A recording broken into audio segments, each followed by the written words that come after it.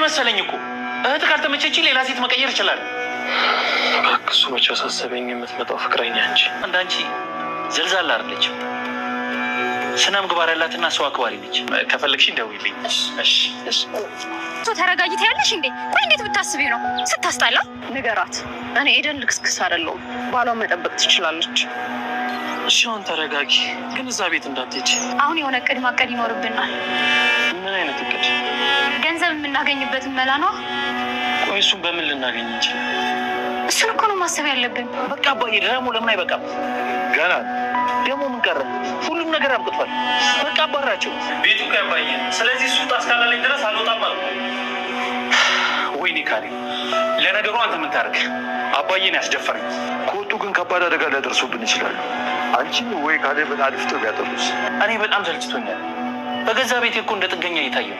ተረጋግተሽ አዳምጪኝ። ንገረኝ። ይኸውልሽ እነሱ ፍቅረኛሞች ናቸው። በስተመጨረሻም እውነቱን ለኤደን ነገራት። ያው የቲናንና እንዲሁም ደግሞ የዳኒ ወንድምና እህት አይደሉም ፍቅረኛሞች ናቸው በማለት እንግዲህ ሁሉን ነገር ነግሯታል ማለት ነው። ኤደን እጅግ በጣም ነበር እየደነገጠችው፣ ምክንያቱም እንደዚህ ስላልጠበቀች ማለት ነው። አሁን በእርግጠኝነት ልታምነው ትችላለች ወይንስ ደግሞ አታምነውም? ከዚህ በፊት እንግዲህ ዳኒ ደግሞ ደጋግሞ ነግሯታል። ያው አንቺን ወደዚያ ቤት የመውሰድ አላማ ነው ያላቸው። ሽማግሌውም ለቃሊብ ለማጋባት እጅግ በጣም ይፈልጋል። ሲቀጥል ደግሞ አንቺ እንደምታስቢው ቃሊብ በጣም ጥሩ ሰው አይደለም፣ በጣም መጥፎ ሰው ነው እያለ እንግዲህ ዳኒ ሲነግራት ነበረ። ወደዚያ ቤት የማልሄድበትስ ምክንያት ስለምንድን ነው እያለች በጣም ራሷን እየጠየቀችበት ነበረ ማለት ነው።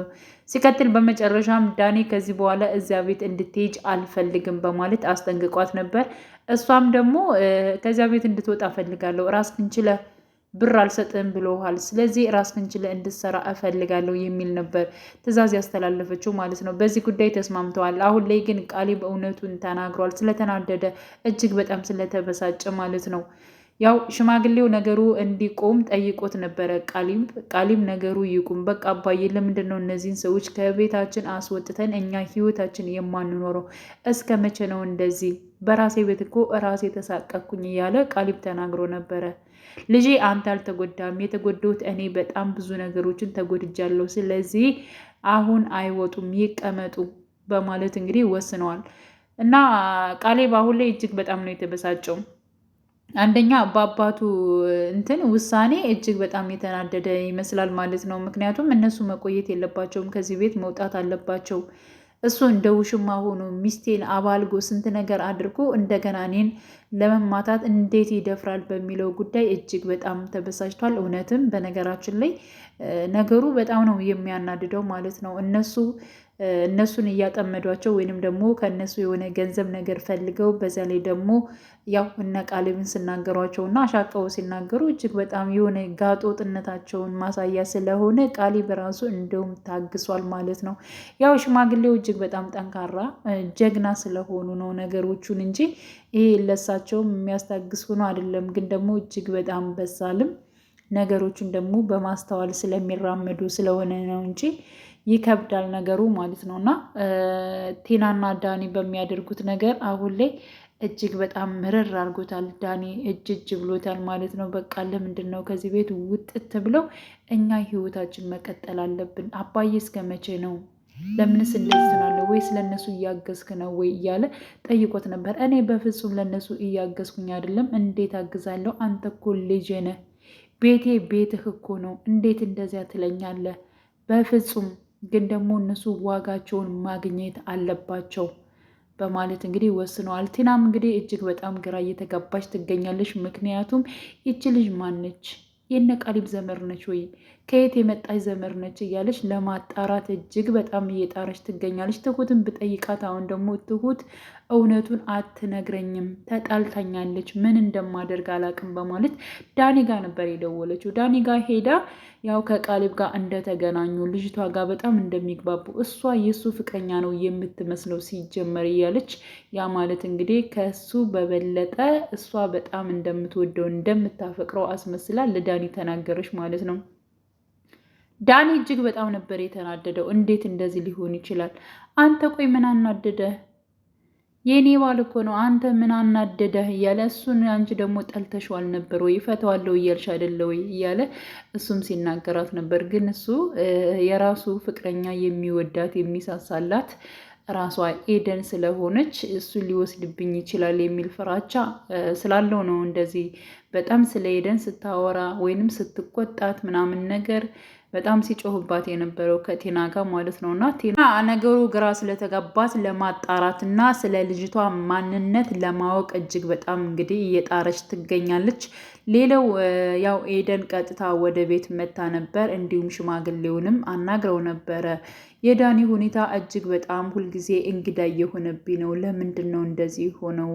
አባዬ ምን አለበት መክርልኝ እያለችው ምንድንስ ነው የተፈጠረው? ምን አዲስ ነገር አለ? በጣም እኮ ነው የተቀየረብኝ እያለች እንግዲህ ስለ ዳኒ ሽማግሌውንም ስታናግረው ነበር። ሽማግሌውም በጣም ጥሩ ነገር ነው የመከራት። አንቺ በጣም ጀግና ሴት ነሽ። ስለዚህ ነገሮቹን በሙሉ አንቺና እሱን ለመፍታት ሞክሩ። ሌላ ሰው ምንም አይነት ሰው አታስገቡ በማለት እንግዲህ ባጭሩ ሌላውን ደግሞ ቀስ ብለሽ ሁሉን ነገር የምትረጂው የምታውቂው ይሆናል ብሎ መልሶላታል ማለት ነው። ዳኒም ሽማግሌው ጋር በመሄድ ብር ጠይቋል። በድጋሚ ብር ጠይቋል። ብር እኮ እድል ደረሰና 10 ብር ሰጥቻለሁ። ስለዚህ ከዚያ ውጭ ምንም አይነት ብር የምሰጥህ ነገር የለም። የእድልክን ነገር አነሳ ደረሰ። እውነት ግን ብሩ ቢደርሰኝ ትሰጠኝ ነበር ወይ ብሎ ጠይቆት ነበር። አዎ ሰጥ ነበር፣ ግን ደግሞ አልደረሰህም በማለት መልሶልታል ማለት ነው። እና አሁን ላይ ቲና እንዲሁም ዳኒ ቀጣይ ደግሞ ምን ማድረግ እንዳለባቸው ምን ስለ ብር ጉዳይ በምን ምክንያት ነው የነ ቃሊብን ወይንም ደግሞ የነ ሽማግሌውን ማለት ነው ብር ለነሱ እንዴት መውሰድ እንዳለባቸው እና እንዴት ማግኘት እንዳለባቸው እየተመካከሩ ይገኛሉ። ስለዚህ እነዚህ አሁን ዳኒን ትሁት በጣም ተናግራለች። ለምንድን ነው አንተ ኤደን ብቻ ራሱ ይዘህ መውጣት ትችላለህ፣ በጣም ብዙ ነገር ታተርፋለህ፣ መውጣት አለብህ፣ መሸሽ አለብህ ብላ ከቲና እንዲሸሽ ደግማ ደጋግማ ተናግራለች። እንዲሁም ኤደን ለአንተ የምትገባ ሴት አይደለችም፣ እሷን ካገኘህ አንተ ከምንም በላይ ነው፣ ስለዚህ አሁኑኑ ብትወጣ ይሻላል ብላ ደግማ ደጋግማ ተናግራ ነበር። እሱ ግን አሁን ማለት ነው እሷን በምን አኖራታለሁ እያለ እየተሳቀቀ የሰው ገንዘብ ገና አገኛለሁ ብሎ የራሱን ህይወቱን ማለት ነው እንዲሁም ደግሞ የሚወዳትን ኤደንን ሊያጣት ደርሷል፣ ጫፍ ላይ ደርሷል። እና አሁንም ከጥፋታቸው እየተማሩ አይደለም፣ እነሱ ከጥፋት ላይ ጥፋት እያመጡ ነው። አሁን ላይ ቃሊብ የፈራው ነገር አለ። ምክንያቱም ከዚህ በላይ ገንዘብ አላገኝ ሲሉ ሌላ መጥፎ ነገር ያደርጋሉ። አባዬ ከዚህ ቤት እናስወጣቸው የሚለው በዚያ ምክንያት ነው። ትሁትም እንደዚሁ አባዬ ለምንድን ነው እስከ መቼ ነው የምጠብቀው? አሁን ከቤት መውጣት አለባቸው በማለት ጠይቀው ነበረ። ትሁት ፈራሽ ወይ ብሎ ጠይቋታል። አዎ አባዬ ነገሮቹ ያስፈራሉ። እነሱ እጃቸው ረጅም ነው፣ የሆነ ነገር ከማድረግ ወደ ኋላ አይሉም። ስለዚህ ይህን ነገር ባጭሩ ቢቀጭ ጥሩ ይመስለኛል በማለት ትሁትም እንግዲህ ለሽማግሌው ተናግራለች ማለት ነው። ሽማግሌውም እሺ ችግር የለውም አታስቢ፣ ነገሮችን በሙሉ በጊዜው ያልቃሉ በቅርብ ጊዜ በማለት እንግዲህ ይነግሯታል ማለት ነው። እና ቲና መቼም ቢሆን መቼም ከስራዋ ወይንም ደግሞ ከመጥፎ ስራዋ አትመለስም። እንግዲህ የድሮዋን ቲና እኔ ራሴ መልሳታለሁ አባዬ ጊዜ ስጠኝ እያለች ስጠይቀው ነበረ እና መልካምና ደግ ሆናለሁኝ እያለች ነበረ። ግን ደግሞ ሽማግሌው አዎ በፊት በጣም መልካም ነበርሽ፣ እንዳስታመምሽኝም አረሳም፣ ግን ደግሞ እሱን ደግሞ የማስታውስበት ጊዜ መጥቶ እንደማመሰግንሽ እስኪ እያለ ነበር ማለት ነው። ያ ማለት እንግዲህ ያሳለፈችው ወይንም ደግሞ ያስታመመችው ወቅታቶችን እንደሚያስታውስና ወደፊትም ከዚህ በላይ አመሰግናለሁ ስላስታመምሽኝ፣ ግን ደግሞ ቅር ያለኝ በቤቴ ከቤት ውጡልኝ ብለሽ ለማስወጣት ያደረግሽው ነገር ነው በጣም ቅር ያስባለኝ እንጂ ያስታመምሽብኝን ወራት መቼም አረሳም፣ እሱን ወደፊት አመሰግንሻለሁ በማለት እንግዲህ ቲናን ተናግሯታል ማለት ነው። እና ቃሊብ አሁን በወሰነው ውሳኔ ወይንም ደግሞ ባደረገው ነገር ሽማግሌው እጅግ በጣም ይበሳጫሉ። ምክንያቱም ከዚህ በፊት ራሱ ተናግሮ ነበረ። ምክንያቱም ስለ ዳኒና እንዲሁም ስለ ቲና ወንድምና እህት አይደሉም፣ ዳኒስ እዚህ ቤት ምንድን ነው የሚሰራው ብላ እንደውም ወዲያውኑ ማለት ነው ኤደን መታ ሽማግሌውን ታማክረዋለች፣ ትነግረዋለች።